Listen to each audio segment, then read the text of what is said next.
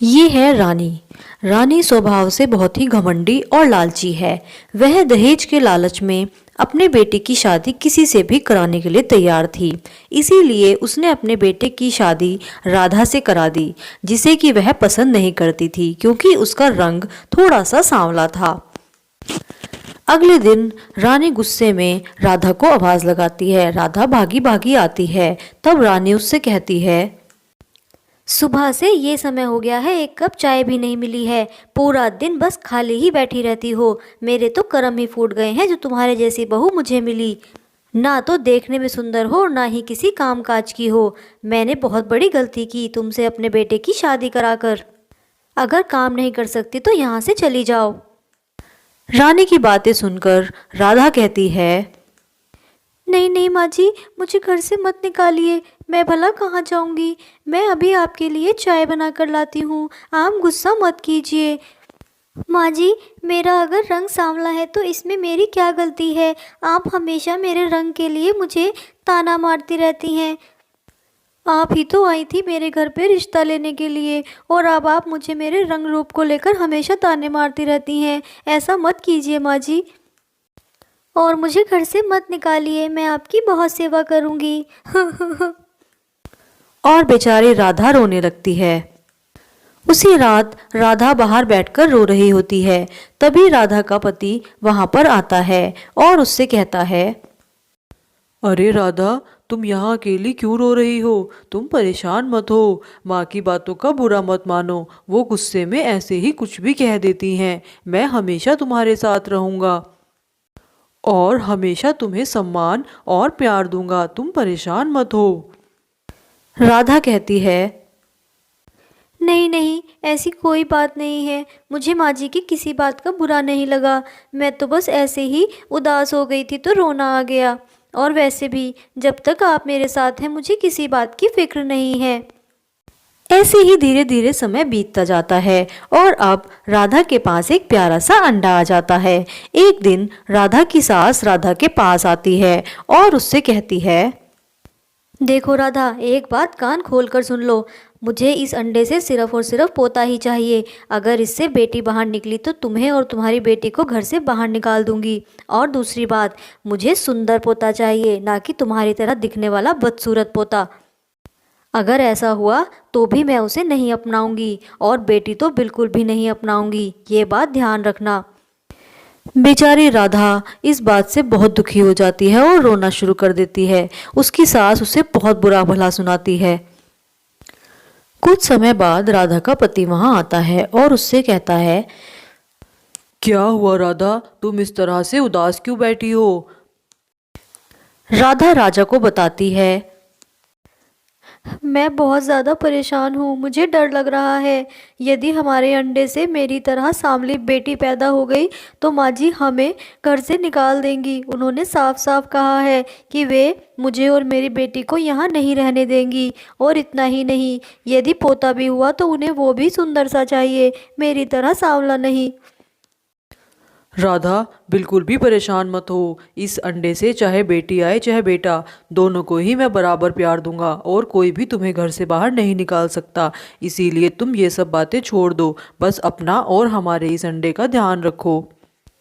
राधा, इंसान अपने रंग रूप से नहीं बल्कि अपने गुणों से बड़ा बनता है, ये बात हमेशा ध्यान रखना। और इस तरह एक दिन अंडे से एक प्यारी सी बेटी बाहर आती है, लेकिन उसका रंग सांवला था। ये देखकर राधा बहुत ज्यादा परेशान हो जाती है कि तभी उसकी सास वहां आती है और कहती है, हे भगवान, हे भगवान, जिस बात का डर था वही हुआ। इस अंडे से बेटी बाहर आई, और वो भी इतनी काली। छी छी छी छी। अब तुम दोनों इस घर में एक मिनट भी नहीं रह सकती। राधा, अपनी इस बेटी को लेकर निकल जाओ यहाँ से। अब तुम एक मिनट भी मेरे घर में नहीं रह सकती। अब मैं अपने बेटे की दूसरी शादी करूंगी, और अब की बार मैं बहुत ही सुंदर सी बहू लेकर आऊंगी। तुम्हें मैं एक मिनट भी बर्दाश्त नहीं कर सकती। अपनी इस बदसूरत बेटी को लेकर यहाँ से निकल जाओ।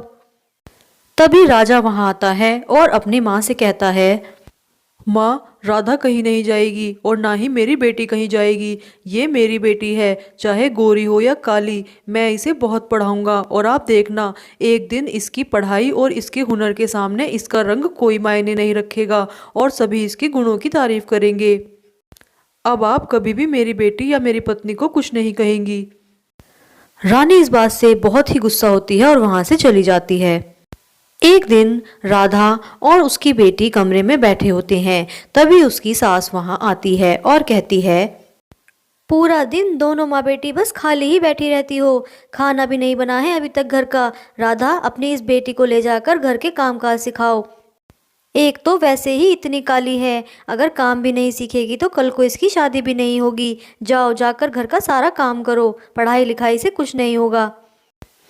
तब राधा कहती है, माँ जी, आप चिंता ना कीजिए, मैं घर का सारा काम कर लूँगी, लेकिन मेरी बेटी घर का कोई काम नहीं करेगी। वह सिर्फ और सिर्फ पढ़ाई करेगी और एक दिन बहुत बड़ी इंसान बनेगी।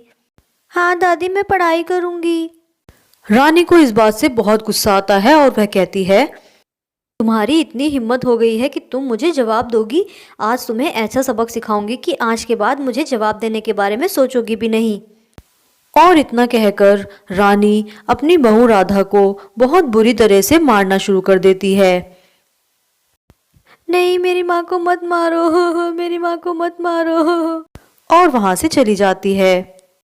कुछ समय बाद राजा अपनी माँ से कहता है, माँ, मुझे शहर में नौकरी मिली है, इसीलिए मुझे शहर जाना होगा। आप अपना, राधा और मेरी बेटी का ध्यान रखिएगा। मैं जल्दी ही वापस आ जाऊंगा। और इतना कहकर राजा वहां से चला जाता है। एक दिन राधा की बेटी चिंकी पढ़ाई कर रही होती है। तभी रानी वहां पर आती है और उससे कहती है, बस चिंकी, बस करो, बहुत हो गई तुम्हारी पढ़ाई लिखाई। घर का सारा काम पड़ा हुआ है, जाकर घर का काम करो। अब से ये पढ़ाई लिखाई सब बंद। और चिंकी की किताब नीचे फेंक देती है। चिंकी कहती है, आपने मेरी किताब क्यों फेंकी? मुझे पढ़ने दीजिए, मैं पढ़ना चाहती हूँ और मैं बहुत बड़ी डॉक्टर बनना चाहती हूँ। तभी वहां पर राधा आती है और कहती है, माँ जी, बस कीजिए, मेरी बेटी को पढ़ने दीजिए। मैंने आपको पहले भी कहा था कि घर का सारा काम मैं कर लूँगी और राजा भी आपसे यही कहकर गए थे कि आप चिंकी का ध्यान रखिएगा और आप उसको परेशान कर रही हैं। मैं आपकी सारी बातें हंसकर बर्दाश्त कर लेती हूँ, लेकिन अपनी बेटी के साथ आपका ये व्यवहार मैं बर्दाश्त नहीं करूँगी। वह पढ़ाई ज़रूर करेगी। हाँ हाँ, मुझे पढ़ाई करनी है दादी, मुझे पढ़ने दीजिए। तुम दोनों की इतनी हिम्मत, तुम अब इस घर में 1 मिनट भी नहीं रहोगी। जब मेरा बेटा आएगा उसे मैं अपने आप समझा लूँगी। तुम दोनों यहाँ से जाओ। और रानी राधा और चिंकी को धक्के मारकर घर से बाहर निकाल देती है। बेचारी रोती रोती वहां से चली जाती हैं। कुछ समय बाद जब राजा वापस आता है तो वह अपनी माँ से कहता है, अरे माँ, आप कैसी हैं? चिंकी और राधा कैसी है?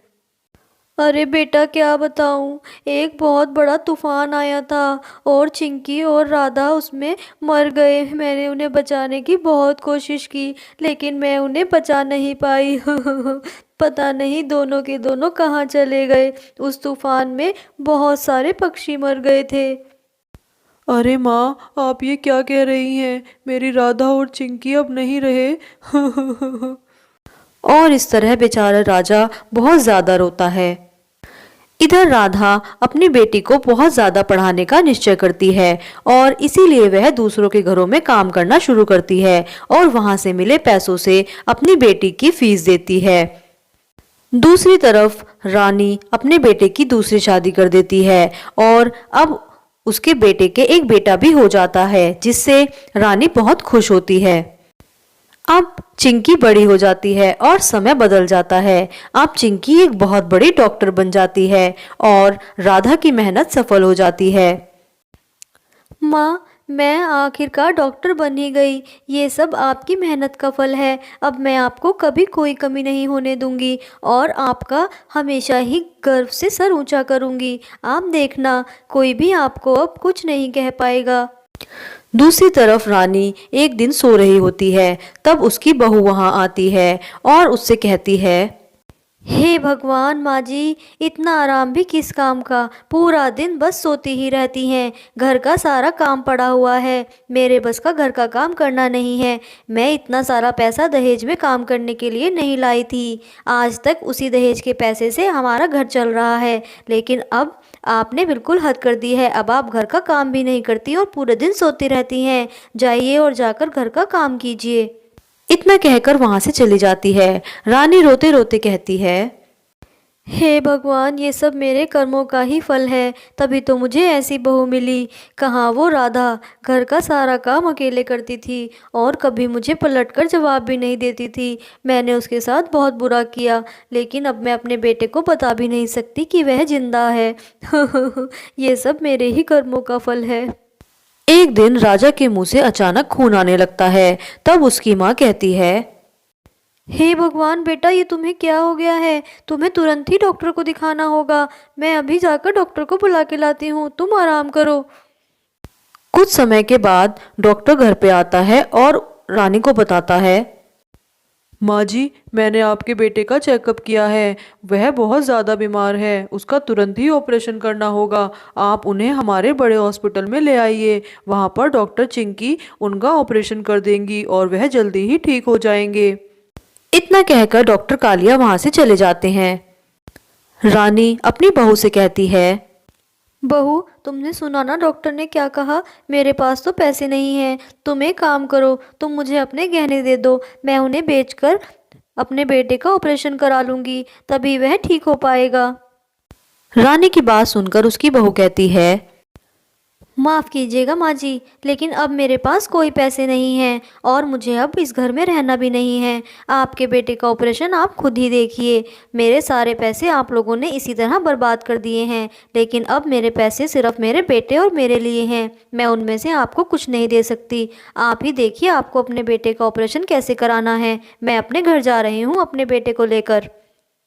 और इतना कहकर वह अपने बेटे को अपने साथ लेकर घर छोड़कर चली जाती है। अब राधा के पास रोने के अलावा और कोई रास्ता नहीं था।